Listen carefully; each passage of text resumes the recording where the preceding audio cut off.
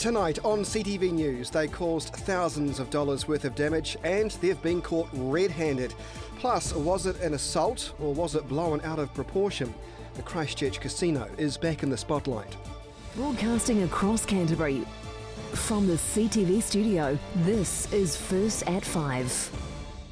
Good evening, welcome to CTV News, now streaming live every night at ctv.co.nz.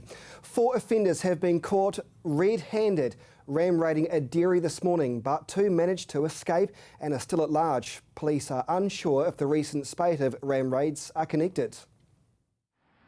Police are still trying to track 2 offenders involved in ram-raiding 2 New Brighton service stations and a dairy this morning.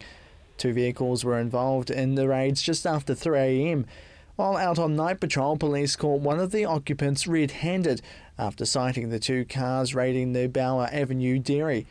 A man and a woman in her teens were arrested at the scene, while the other vehicle escaped, but not before colliding with a police car and nearly hitting one of the officers. The 2 caught 21-year-old Hamish McDonald of Phillipstown and 17-year-old Danielle Pearce of Brynwa appeared in court later this morning.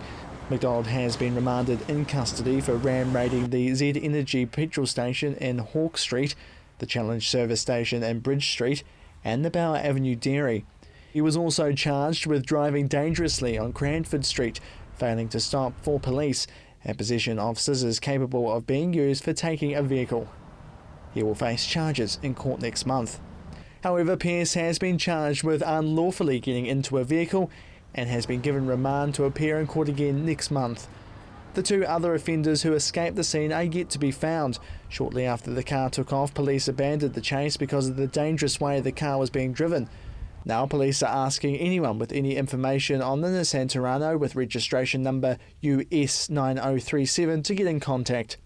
The ram raids are the second in Christchurch in a week after a car was stolen in Papanui and used to smash and grab from convenience stores in the city's west. In those raids, chocolate, gum and tobacco were all stolen. Police say it's too early to know if today's raids are connected with any of the others. Police say ram raiding has increased again in the city over the last few months. A taxi driver has been given a lengthy sentence today at the Christchurch District Court for sexually violating a teenage passenger who passed out in his cab. A taxi driver has been sentenced to 8 years prison for indecently assaulting and sexually violating a teenager who passed out in his cab. 35-year-old Mohammed Daradkir was sentenced today at the Christchurch District Court. The court heard the 19-year-old passenger had passed out in the cab during a night out, apparently because of the combination of alcohol and medication. She was put into the taxi by security staff at Monday Room Bar to be delivered home safely. Instead, Daradkir drove her to a remote area near the Northern Motorway, where he partly undressed her before indecently assaulting and sexually violating her. Despite the defence's position that the violation was opportunistic, the judge said it was clearly this and more, involving a degree of planning and sophistication. This included the use of his taxi security video camera, which had been illegally wired up so it could be switched off. The defence said that Daradkir would use his time in prison to study for a doctorate in agriculture. The court heard that he has since become a New Zealand citizen after migrating from Jordan 8 years ago. So was it an assault or has it been blown out of proportion? The Christchurch Casino's back in the spotlight after a patron kicked out in February for being drunk took his complaint further. Here's Chelsea Daniels. 2 Christchurch Casino patrons alleged their arms were broken by a security officer during a fight outside the main doors earlier this year. The February incident attracted attention when a video was uploaded on social media. Back in February, we had some customers leaving the casino, and once they got outside, we don't know if they knew each other or not, but another patron assaulted someone else from behind, and our security team intervened to protect them from each other. Defence counsel for one of the men today said the complaints were now being pursued again by police. However, police have not confirmed whether the case has been officially reopened or not. And the first I was aware of it was when I read it online. I'd question the accuracy of the reporting, but to the best of our knowledge and the questions we've asked, no, it has not been reported. It has not been reopened. CEO of Christchurch Casino, Brett Anderson, is unaware of a potential reopening of the case and says the matter has been dealt with. Yes, a complaint was laid against our security team following up from the incident. The police investigated it, no case to answer. Our security were in the court there as a witness because they had been assaulted by this individual, and that was the end of it. The court heard today how 26-year-old Lucas Finn Panton and Ashburton Tyler acted in self-defence after seeing his friend being restrained by security staff. He alleges he saw the security officer twist and break his friend's arm. The casino sees over 1,000 patrons being kicked out of the venue each month. We refuse up to 300 people every weekend from just entering our premises due to their behaviour or levels of intoxication. Not all of them take kindly to being refused, but we have an obligation to protect the safety of our employees and our customers within, and also host responsibility obligations. Occasionally you do get people that won't leave, and at times they do have to be restrained for the benefit of their own safety and also our employees and other customers. Brett says that the security staff at the casino take the education of their staff very seriously. Well, we're constantly reviewing what we do in terms of training, manning levels and interactions, so yes, but not directly related to that incident. I mean, it's a constant evolving door in terms of how we train and brief our employees.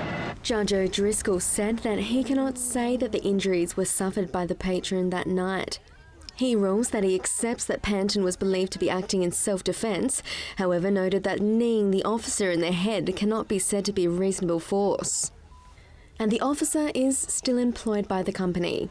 We gave him counselling. I mean, he got hit in the back of the head, unaware, but no, he's fine. He's still with us, and he's a valuable member of our team. Panton received a $400 fine and was discharged without conviction on charges of possession of cannabis and Ritalin, which were both found on him when he was searched that night. Just unfortunate that these incidents happen and people make silly decisions. Chelsea Daniels, CTV News. It was a phone intercept call that caught a woman trying to smuggle synthetic drugs into Christchurch prison, and today she was sentenced in court. 2 people appeared in the Christchurch District Court today for attempting to smuggle drugs into prison. 26-year-old Natasha Lynn from Bromley has been sentenced to 120 hours community service for taking synthetic cannabis into Rolleston Prison in June. The court heard the prison had intercepted a phone call between her and an inmate saying she was going to bring the contraband in. While driving into the prison, she was stopped by prison staff. She handed over a 28-gram packet of K2 cannabis with cigarette papers. The judge acknowledged Lynn had acted under pressure, who had been phoned daily by the inmate and others. In another case, a 48-year-old Wainoni man, Timothy Roberts, was remanded on bail on charges of taking methamphetamine, cannabis and a SIM card into Christchurch Men's Prison. He was also charged with possession of methamphetamine, possession of cannabis and possession of a pipe.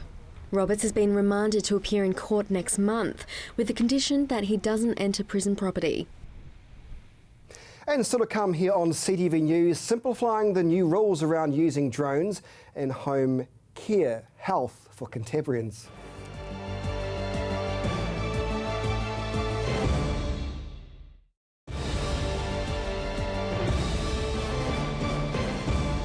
And welcome back to CTV News, now streaming live every night at ctv.co.nz. So will the future of hospital care be in home health visits? Well, Canterbury apparently is leading the way with this new approach, but is it working well at all? Chelsea Daniels reports. The Canterbury Clinical Network not only celebrates the best hospital admission rates in the country, but now has the award to prove it.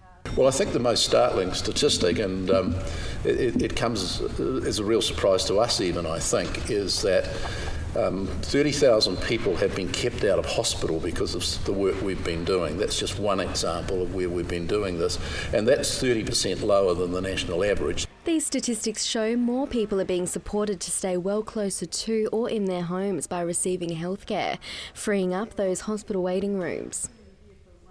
The team won the Prime Minister's Award for Public Sector Excellence, presented to them on Tuesday in Wellington.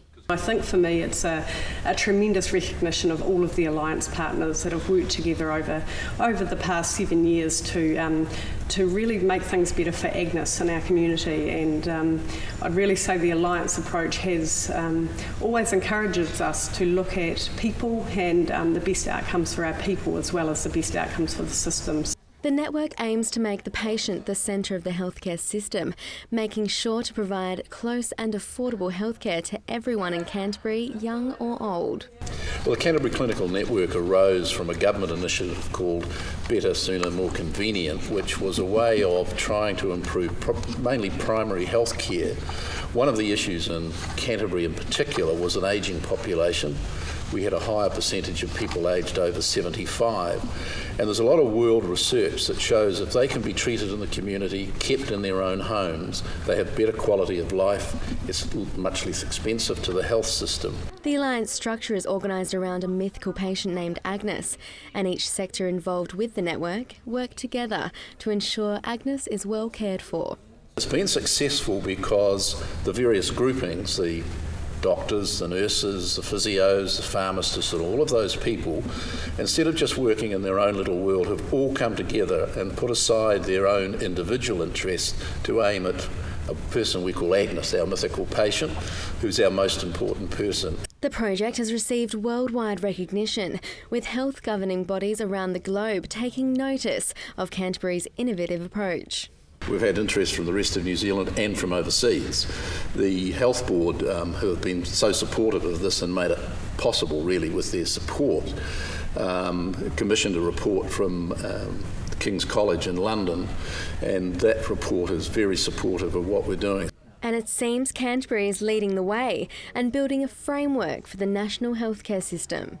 The Alliance framework has been adopted for all district health boards and PHOs across New Zealand, so it's part of the primary healthcare agreement where every PHO and district health board is required to participate in an alliance agreement. The Canterbury Clinical Network hope to continue their success with huge plans for the future. Lots of thoughts for the future. Right now, rural is a very large focus. So one of our strategic priorities is around equitable health outcomes across Māori, Pacific, and also our rural population. So a lot of work going into really how we're supporting those populations. Chelsea Daniels, CTV News. With new drone rules coming into effect next month, what do users need to know? Well, one Christchurch man is navigating the regulations to make it simpler for all. Here's Jared McCulloch. It's a change many drone users haven't got to grips with an aviation consultant working to educate operators about the new regulations.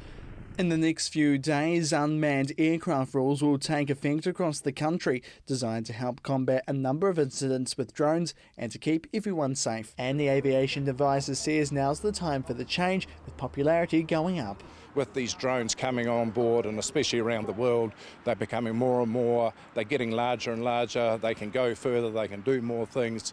And one of the big issues is when they're flying in amongst where aircraft or helicopters are flying, then they become a big issue because if the aeroplane or the helicopter doesn't see them, it can hit them and damage.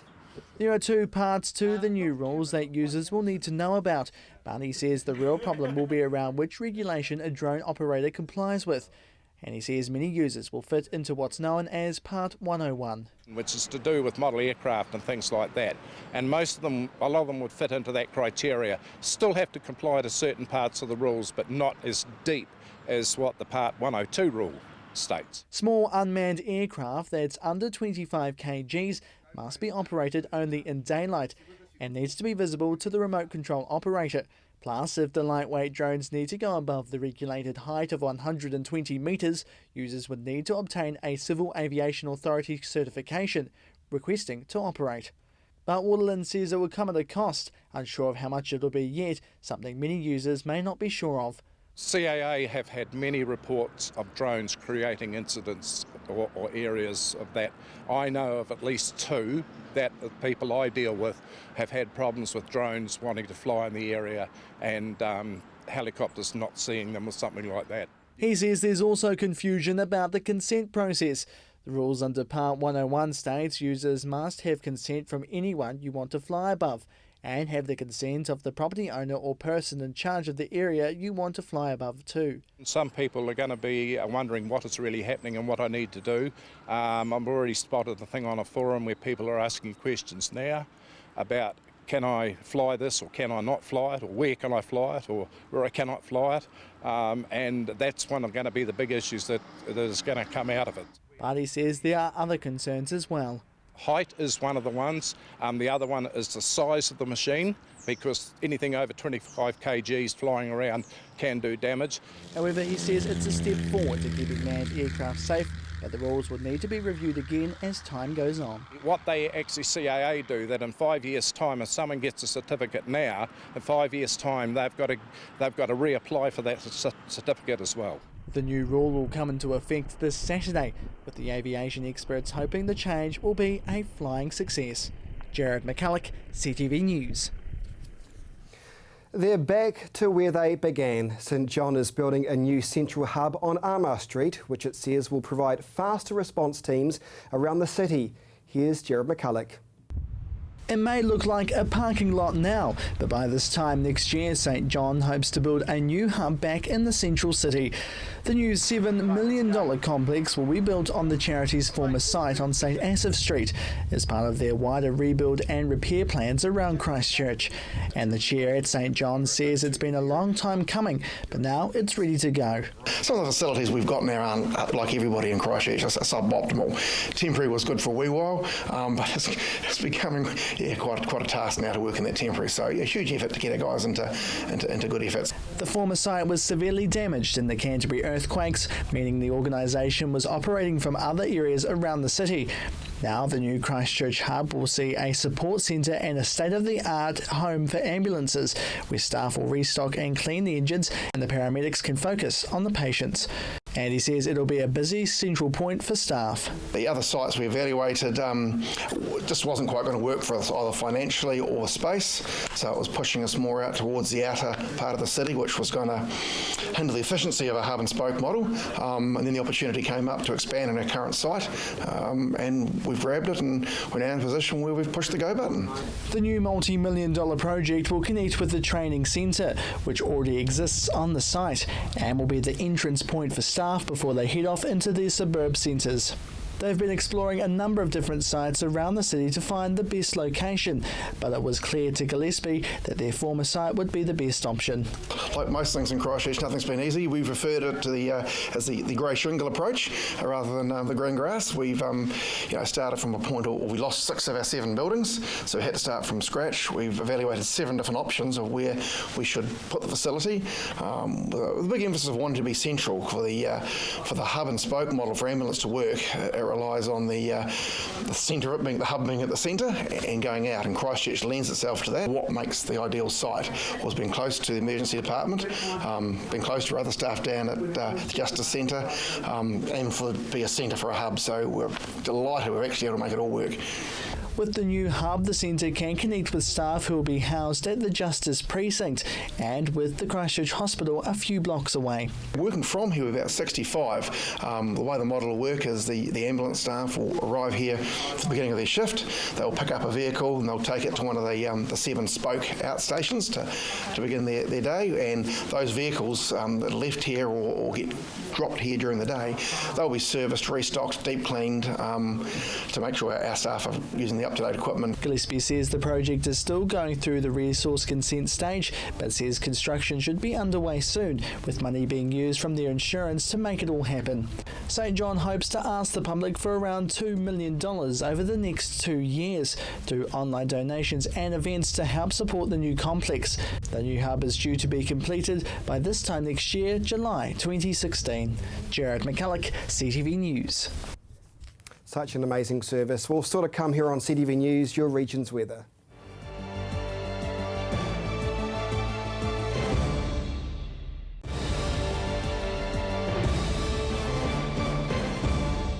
Welcome back to CTV News. A local man who spotted another man taking too many fish from Lake Ellesmere notified fisheries officers just in time. A man who was caught with more than 3 times the legal amount of fish from Lake Ellesmere has lost his fishing gear and is likely to face further charges. The man was seen by a member of the public in July taking more than his share and immediately reported it to the Ministry of Primary Industries. The quick reporting allowed fisheries officers to arrive at the lake shortly after and catch the man before he drove away. The officers approached the man and, on asking him how many fish he had, the man replied, "Only a couple." The officers searched the vehicle and found 111 flatfish, including 3 flounder species and 29 yellow-eyed mullet. The recreational limit for flatfish is 30 per person per day, with only 1 set net. The ministry has seized his gear and says further charges are likely. It says policing overfishing is hard to achieve and relies largely on information from the public to report anything fishy. Right, Mercy is standing by the weather desk now for your local regional forecast.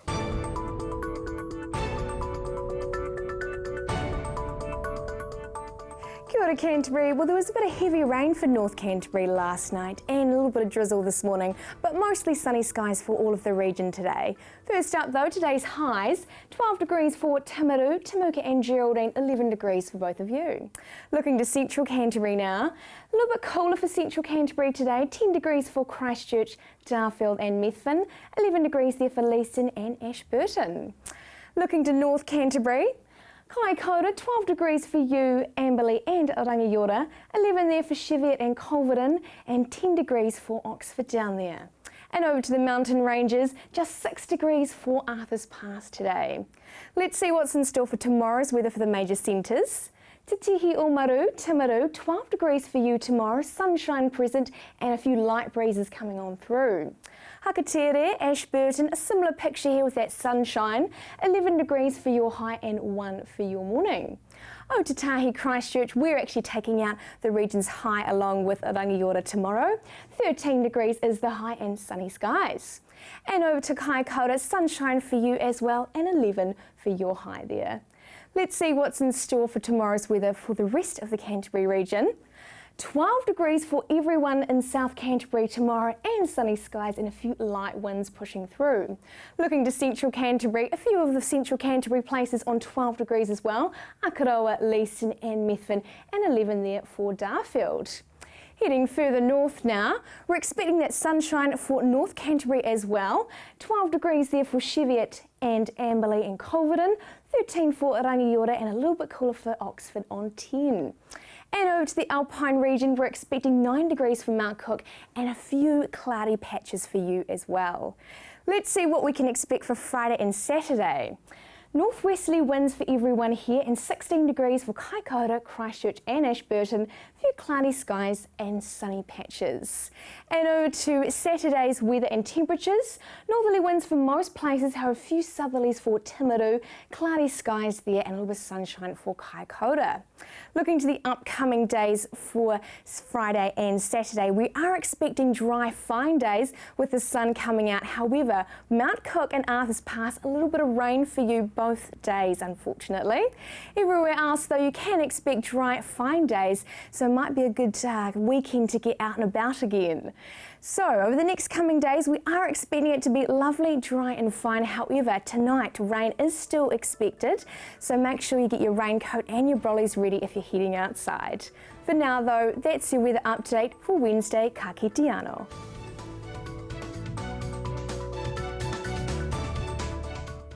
Kia ora, Mercy, thank you. And before we go tonight, a reminder you have just 1 day left to let the government know what you want to see happen when it comes to the rebuild of this city. Of course, over the next 5 years, Earthquake Recovery Minister Jerry Brunley still could veto any decisions the council has. So submissions close tomorrow night at 5 p.m. Make sure you email your thoughts, info@sarah.govt.nz. And that is your local news for Wednesday. Have a great evening.